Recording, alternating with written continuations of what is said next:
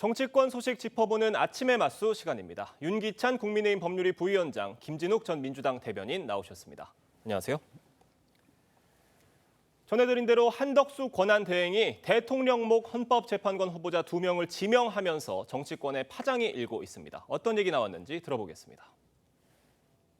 4월 18일 공석이 되는 2명의 헌법재판관을 지명했다는 점은 높이 평가할 만하다 이렇게 생각하고 있습니다. 용단을 내린 것이고 그리고 용기를 낸 것이다. 한덕수 대통령 권한대행이 자기가 대통령이 된 것으로 착각한 것 같습니다. 토끼가 호랑이 굴에 들어간다고 호랑이가 되는 건 아니죠. 한덕수 권한대행의 이번 지명 굉장히 고차방정식이라는 생각이 드는데 향후 사법부 구도에서 대선 전국까지 염두에 둔 조치다 이런 해석들 나오고 있습니다. 어떻게 보세요? 근데 단순하게 보면은 지금 자연스러운 조치라고 볼 수 있어요. 예. 왜냐하면 4월 18일 되면은 이제 두 분의 재판관이 퇴임하잖아요. 그럼 우리 법에 따르더라도 퇴임 전에 일단 임명을 해놔야 되는 거기 때문에 그 임명을 위한 절차 개시는 당연한 거고요. 그다음에 현재 결정 취지를 보더라도 오히려 미임명하는 것이 문제라는 것이지 임명하는 것은 당연한 겁니다. 네. 그리고 법률적으로 보면 이게 불가능하다라고 그런 학설도 많지가 않아요. 예를 들면 물론 권한대행의 권한행사 범위 관련해서 현상 유지설도 있고 그다음에 적극적 행사 가능하다는 설도 있지만 실제 많은 다수의 학자들은 이게 사안별로 구분해서 긴급 사안은 해야 된다라는 취지의 학설들이 많기 때문에 법률적으로도 불가능하지 않다. 그리고 민주당에서도 이 법률적으로 불가능하지 않다는 전제에서 이게 하지 말라라는 입법을 시도했잖아요. 그렇기 때문에 여러모로 보나 이 부분은 물론 인원에 대해서 민주당이 공격할 수 있어요. 해당 후보자에 대한 맞지 않는다 이런 공격을 할 수 있어도 이게 행사하면 안 된다 이런 취지의 공격은 저는 좀 사안과 맞지 않지 않겠는가 이렇게 생각합니다. 지금 민주당에서는 원천 무효라고 강하게 반발하고 있습니다. 네, 그렇습니다. 대통령의 고유 권한인 이 헌법재판관의 지명권 이것을 갖다가 한덕수 권한대행이 임명한 것은 심각한 월권이자 또 이 헌법 정신을 위반한 그 아주 중대한 헌법 위반이다. 그래서 즉각 처리해야 된다 이런 입장인데요. 지난 3월 24일 날 한덕수 권한대행에 대한 헌법재판소의 탄핵 심판이 있었습니다. 그 자리에서 헌법재판소는 이렇게 얘기를 합니다. 대통령 권한대행은 국민의 직접 선출로 이 민주적 정당성이 있는 대통령과는 확연히 구분되는 지위에 있다. 그렇기 때문에 탄핵에서 대통령에 필요한 이 국회의원 제적 3분의 2가 아닌 본래의 지위인, 그러니까 국무총리 그 지위에 있는 그런 2분의 1의 그 찬성으로도 얼마든지 국회에서 탄핵이 가능하다라고 얘기했습니다. 이것을 한마디로 정의를 하면 대통령 권한대행은 대통령이 아니다라는 뜻이고 대통령이 행사할 수 있는 고유의 권한은 지금 이제 그 차기 대선까지 55일 남았습니다. 55일 뒤에 있을 새로운 대통령이 탄생하게 될 새로운 대통령이 행사하면 되는 것입니다. 지금 4월 18일 날 문영배, 이미선 두 분의 재판관이 퇴임하기 때문에 그 전에 헌법재판소를 구인 체제로 만들어 놓는 것이 중요하다라는 말씀하시는데 어저께 마은혁 재판관 후보자가 임명이 됐습니다. 그렇기 때문에 4월 18일 날 문영배, 이미선 두 분의 재판관이 퇴임을 하시더라도 헌법재판소에서 필요로 하는 이 심리 그리고 결정 이상을 하는 정족수 7명이 지금 충분히 채워진 상황입니다. 그렇다면 더 이상 헌법재판소가 기능이 중지될 것을 우려할 이유도 없다. 그럼에도 불구하고 두 분의 재판관을 지금 한덕수 권한대행이 임명한 행위는 매우 잘못된 행위다. 그렇기 때문에 원천 무효이고 즉각 처리해야 된다. 이런 입장입니다. 그런데 법 쪽에 특히 헌법학계에서는 파면 이전과 이후의 권한대행의 권한에 대해서 좀 다르게 봐야 된다. 이런 해석도 있잖아요. 그러니까 파면이 된 이후니까 권한대행의 권한을 좀 더 적극적으로 해석할 수 있다. 이런 시각도 있더라고요. 그러나 지금 이제 새로 지금 대선이 55일밖에 남지 않았습니다. 그렇다면 새롭게 이 대통령이 언제 뽑힐지 모르는 상황이 아니라 반드시 55일 뒤에는 새로운 대통령이 국민이 직접 선출해서 이 민주적 정당성을 확보한 대통령이 탄생할 것이 예정되어 있는데 그 가운데에서 권한대행이 이렇게 무리하게 이 권한을 대통령의 고유의 권한을 대신해서 행사하겠다라는 것은 분명히 문제가 있다는 것이고 네. 이 부분에 대해서는 많은 헌법학자들도 문제가 있다는 부분을 지적하고 있습니다. 지금 뭐 민주당에서는 비판을 하는 상황인데 윤기찬 변호사님 보시기엔 어떻습니까? 그러니까 지금 만약에 한덕수 권한대행이 임명하지 않았을 경우에는 어떻게 되는? 그러니까 여러 가지 문제들이 발생할 수 있는 상황이었잖아요. 이런 그러니까 부분에 대한 고려들이 있었을 것 같거든요. 그러니까 헌법재판소 결정을 보더라도 그 임명권은 대통령한테 있다는 건 맞죠. 예. 그 임명권에 제한이 있다는 건 아니에요. 오히려 임명하지 않는 것이 위헌이라는 거거든요. 그 경우의 수는 국회가 선출하거나 대법원장이 지명하는 경우에는 대통령이 이거를 거부할 수 없다 이런 취지가 숨어 있는 거잖아요. 물론 그 임명함 여부에 대해서 약간의 검찰 시간적 여유만 차치한다면 임명하는 것이 의무다 이런 취지의 주장이기 때문에 임명권을 제한한다는 취지에 어느 설치도 없어요. 그러니까 임명권이 있는데 국회에서 오는 것은 그대로 임명하고 그다음에 대통령 원래 고유의 임명 권한 세 분은 본인이 재량껏 선발해서 임명하고 이런 그 경우의 수가 있는 거지 여기 대통령 임명권이 거리시나 아니면 직무정지시나 그다음에 원래 그 대통령이나 차이가 있다 이런 취지의 헌재 설치는 없는 것이고 또 예. 하나는 지금 이걸 만약에 국회에 맡겨두면요 국회는 원래 작년도 10월 달에 세 분의 임기가 끝났어요. 근데 선출하지 않았잖아요. 안 하고 2달 정도 끌면서 예. 행정부의 그 이진숙 방통위원장의 직무집행정지 기간을 늘렸잖아요. 그러다가 갑자기 대통령이 탄핵이 되니까 그때 또 마구 채워넣습니다. 그러니까 이게 무슨 5일장도 아니고 민주당 입맛에 맞게끔 세웠다 줄였다 할 수가 없는 거잖아요. 그다음에 대통령 탄핵이 끝나니까 다시 6인 체제로 가도 상관없겠다. 임명하지 말라. 이것은 뭐냐. 그러다 다시 누군가 대통령이 되면 그때 또 이 임명 채워 넣어서 결국은 뭐냐면 본인 사안별로 맞는 헌법 구성을 하겠다. 이거는 저희 입장에서 볼 때는 이재명 대표께서 지금 위원제청 심판이 다 각하됐잖아요. 그러면 그 이후에는 헌법소원을 제기할 수 있어요. 그럼 본인의 사법 리스크를 재판을 정지할 수 있는 수단이 헌법재판소에 해당 법률 조항 효력 정지거든요. 자, 이런 식의 본인 입맛에 맞는 인원들을 채워넣기 위해서 예. 어떤 이 빌드업을 하는 것이 아닌가 이런 오해가 있을 수 있는 거기 때문에 민주당에서는 트집을 그만 잡았으면 좋겠다 싶습니다. 그러니까 이런 경우가 있습니다. 이와 비슷한 사례가 2017년도에도 분명히 있었습니다. 당시 황교안 권한대행 시절이었는데 그때 대통령 몫의 재판관이 퇴임하시고 나서의 공석 그리고 그 대법원장 몫의 빈 자리가 있었는데 대법원장 몫의 빈 자리에 대해서는 대법원장 추천으로 인해서 인사청문회가 끝나고 난 다음에 그 부분에 대해서는 당시 황교안 권한대행이 임명을 했습니다. 그러나 대통령 몫의 이 빈 자리에 대해서는 황교안 권한대행이 임명하지 않고 그때 이후에 새롭게 당선된 문재인 대통령을 통해서 그 자리를 임명하게끔 했던 사안이 있어요. 같은 사안입니다. 그러니까 권한대행이 어디까지 자기의 역할을 할 수 있는 것이냐, 그 권한의 범위가 어디까지인 것이냐 하는 부분에 대해서는 당시에도 명확한 선례적으로 남아 있는 것이 있기 때문에 이번에 이 한덕수 권한대행의 그 임명 지명에 대해서는 굉장히 위법적인 월권이다 이렇게 판단할 수밖에 없다 이런 말씀드립니다. 근데 예. 이런 게 있어요. 만약에 헌덕수 권한대행이 세 분을 한꺼번에 지명하지 않았으면 또 6인 체제가 계속 가는 거잖아요. 그럼 또 일각의 정치권에서는 마은혁 재판관 뭐 적당하지 않다 이런 문제 제기하고 있잖아요. 예전에 사회주의 활동 이 부분이 헌재 자유민주적 기본 질서를 공고히 한다는 헌법 전문에 맞지 않는다. 이런 주장도 또 타당한 부분도 없지 않아 있어요. 그러면 한덕수 총리 입장에서는 이러지도 못하고 저러지도 못하고 6인 체제가 지속되는 거란 말입니다.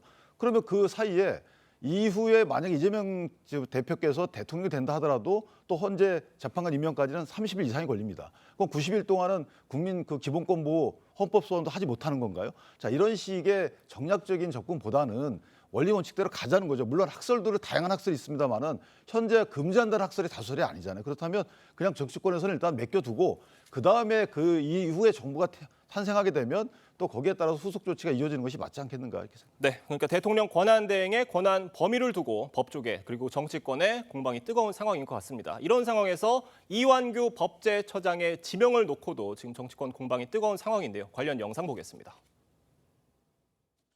그날 안가에 가셨잖아요. 그렇습니다. 예. 누구 네 분? 법무부 장관, 행안부 장관, 저 민정수석 그렇게 넷이서 그 자리에 참석했던 이상민, 박성재 민정수석 핸드폰을 다 바꿨습니다. 법제처장 바꿨어요, 안 바꿨어요? 말씀해 보세요. 답변을 거부하는 거예요? 바꿨습니다. 바꿨죠? 네. 거기서 뭘 논의했죠? 저녁 먹자고 연락이 할 거라 저 가서 저녁을 먹으러 갔고 가서 얘기를 들어보니까 뭐 다 아는 게 없어요. 그러니까 무슨 뭐 다들 제가 말씀드렸습니까? 한숨만 쉬다 왔다고요. 민주당에서는 오늘 법사위 현안질의 이완규 법제처장 소환을 했습니다. 어떻게 보세요? 지금 그 대개 이 부분에 대해서도 본인이 지명을 받았다고 하더라도 저는 거부했어야 되는 것이 맞다라고 봅니다. 그런데 덥석 이것을 받았다는 것이 잘못됐다고 보고 지금 이완규 법제처장 같은 경우에는 당시에 12.3 비상계엄이 있었고 그 다음 날 바로 안가에서 삼청동 안가 모임에 참석했던 사람입니다. 그 자리에 참석했던 사람이 누구입니까? 박성재 법무부 장관, 또 이상민 행안부 장관, 이완규 법제처장, 또 저기 그 민정수석을 맡고 계시는 분 이렇게 네 분이서 참석을 해가지고 과연 그냥 단순하게 밥자리를 하는데 안가로 모이겠습니까? 왜 안가로 모인 겁니까? 그 자리에서 무슨 논의가 있었는지 지금 그리고 이완규 그 법제처장 같은 경우에는 공수처의 그 내란 방조 혐의로 고발되어 있고요. 그 수사를 받아야 되는 상황이고 어제 보도에 나온 걸 보면은 경찰의 국수본에서 이미 피의자 신분으로 조사를 받은 차례가 받았습니다. 이 부분들에 대해서 여전히 피의자 신분이 유지하고 있는 상황이고 방금 전에도 TV에서 저희 방송에 나왔습니다만. 그 안가의 모임이 끝나자마자 그 안가에 참석했던 사람들이 모두 휴대폰을 교체합니다. 이것이 우연입니까? 단순하게 한숨만 쉬고 밥만 먹고 나왔는데 휴대폰을 왜 교체하겠습니까? 뭔가 그런 부분들에 대한 향후에 철저한 조사와 수사가 필요하기 때문에 이 부분에 대해서 본인이 피의자 신분 상태에서 이 지명을 받은 것은 매우 부적절한 처신이었다 이렇게 보고 있습니다. 네. 다만 이완규 처장은요, 안가를 찾은 건 저녁 식사 자리였을 뿐이다 이렇게 해명을 하고 있는 상황이고 또 5.18 유공자 뭐 이런 부분에 대해서는 진보 진영에 대해서도 어느 정도 평가할 부분이 있는 부분인 것 같거든요. 어떻게 보십니까? 그렇죠. 일단 첫 번째는 이제 검사 출신이 오랜만에 헌재 재판관으로 지명이 됐다는 겁니다. 예. 이전에는 당연히 검사 출신 한 분을 꼭 모셨는데 이게 없어졌다가 다시 이제 복원이 된 부분이고 또 하나는 대학생 때 이제 유인물을 돌리면서 5.18 예. 관련 활동을 하다가 구속된 전례가 있죠. 그래서 5.18 유공자로 지정이 된 상황이고 대통령과의 친분은 물론 비판적 시각으로 보면 공격 포인트긴 합니다만은 전날 안가는 계엄 해제된 이후에 그 다음 날이거든요. 그렇기 때문에 안 가가지고 어떤 모의가 있었다라는 점에 대해서는 수사기관도 현재 그런 설치를 하고 있지 않아요. 모든 공소장을 보더라도. 그래서 그 부분에 대한 공격 포인트는 아닌 것 같고 자 피고발자, 피의자 신분이다라고 하는데 이전에 이미선 헌법재판관의 경우에도 청문회 과정에서 주식 관련된 문제가 나왔기 때문에 그 당시에도 피고발이 됐어요. 자, 그 부분 갖고 고발해놓고 당시 피고발이니까 공직자로서 부도덕하다 이렇게 얘기할 수는 없는 거기 때문에 일단 인사청문회에서 저런 부분들이 문제가 있다 싶으면 문제 제기를 하시고요. 그다음에 그 문제 제기에 대해서 국민들이 어느 정도 공감하는지에 따라서 그 유지 절차가 진행되지 않을까 싶습니다. 네, 저희가 다음 소식도 짚어보겠습니다. 여러분 정말 사랑합니다. 제가 특별히 좀 사랑합니다. 대한민국 다시 일으켜 세워야 할 겁니다. 저는 오는 6월 3일 실시되는 대통령 선거에 나서고자 이재명을 넘어 승리할 수 있는 유일한 후보인 저 안철수를 선택해 주십시오. 미래를 만들어 나갈 수 있는 대통령 후보 선출해 주십시오. 김문수 장관이 사의를 표명하면서 대선 출마를 공식화했습니다. 14일 출마 선언을 예고한 홍준표 시장이 본인은 김 전 장관과 달리 유연성이 있다면서 벌써 견제구를 날리는 모양새인데 이들은 모두 윤 대통령의 탄핵 반대파였습니다. 이른바 반탄파의 대선 경쟁력, 민주당에서는 어떻게 보고 계십니까? 글쎄요, 지금 이번에 국민의힘에서는 두 개의 강을 건너야 될 것 같습니다. 하나는 탄핵의 강이고 또 하나는 윤심의 강인데 지금 이 탄핵에 찬성했던 분들과 반대했던 분들이 지금 당내에 혼재하고 계신 거 아닙니까?